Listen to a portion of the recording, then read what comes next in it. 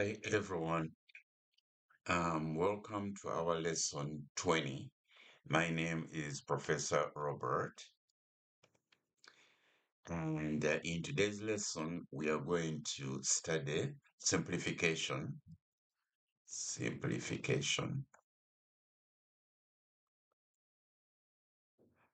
and combination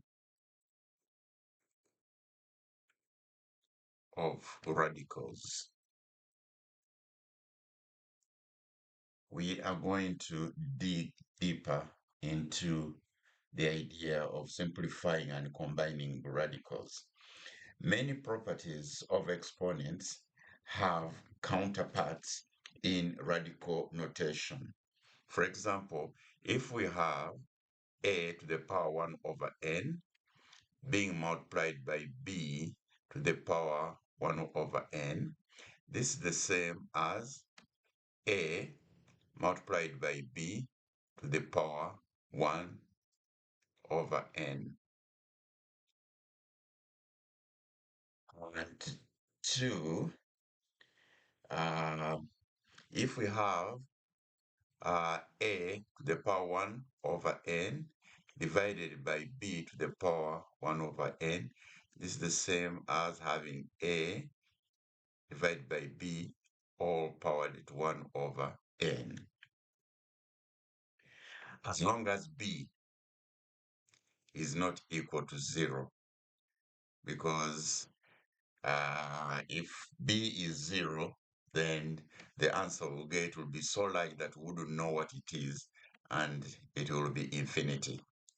That's the symbol we use for, showing that. Now, let's look at multiplication and division properties of radicals. Let's assume you've got root a to the power n, and it's being multiplied by root b to the power, with an index n. This is the same as saying a multiplied by b root n. And even division, applies just like multiplication. Once we have root a to the power n divided by root b to the power n, this is the same as saying a divided by b, and this is all to the root n. Again, as long as b is not equal to 0, right? Okay, so we'll try out a couple of examples so that we can really get familiar with how this all works. So let's suppose we have an example of root 50, and we're supposed to add it to root 200. This can be broken down as root 25 multiplied by 2 plus root 100 multiplied by 2. Now, uh, this using our laws of multiplying and subtracting of radical expressions can be written as root 25 multiplied by root 2, and this is being added to root 100 multiplied by root 2. And we can clearly see that we have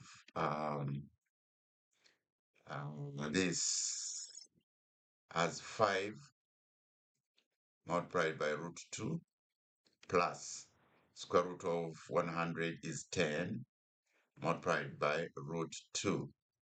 And this will eventually give us root 2, and then we have 15. 15 root 2. Because you have 5 root 2's plus 10 root 2's, that will give us 15 root 2's. All right. Let's try out another example here.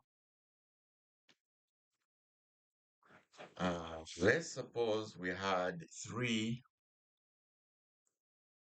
root 3z. Okay. 3z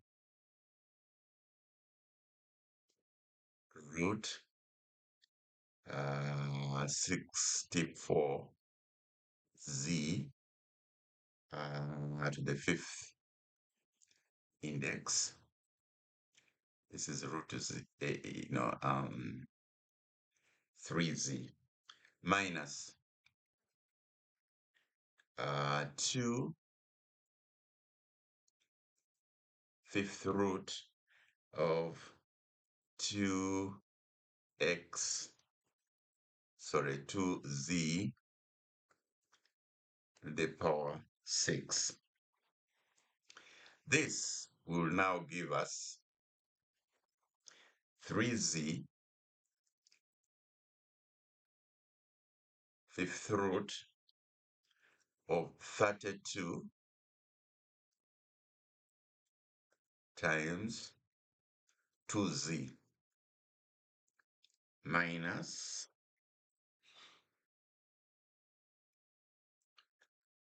2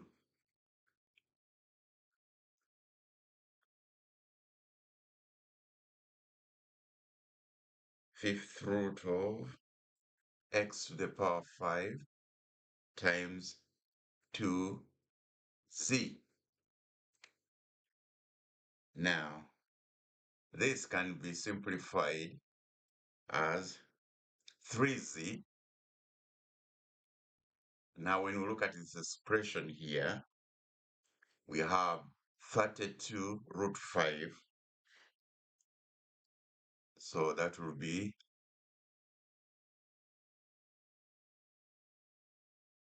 32 multiplied by root the power 5 of 2z minus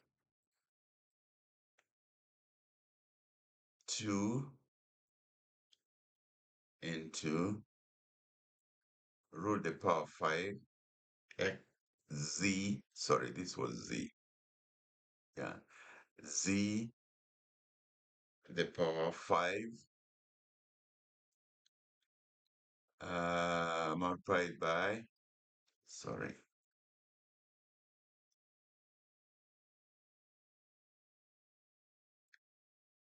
into 2z. Then we come down to 3z multiplied by 2,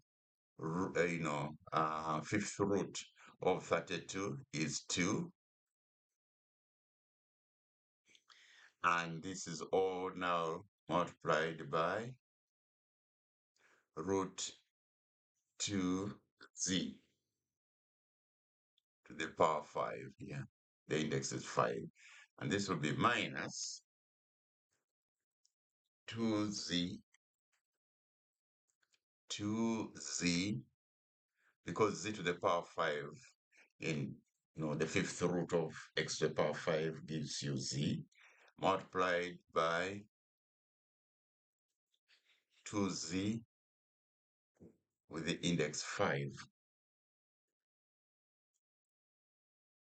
And then we can multiply these out and you'll get 6z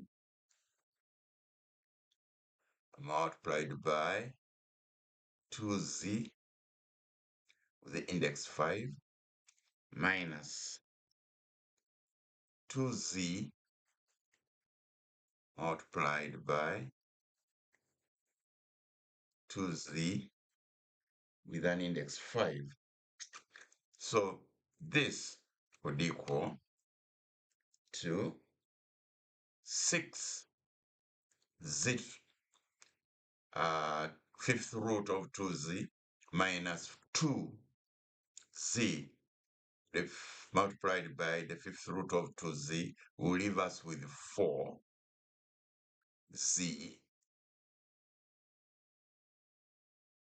and 2z, the fifth root. And that will be our answer. Now, if this lesson helped you, don't forget to like, share with anyone you think needs it, and subscribe for more algebra made simple. See you in the next lesson. Bye for now.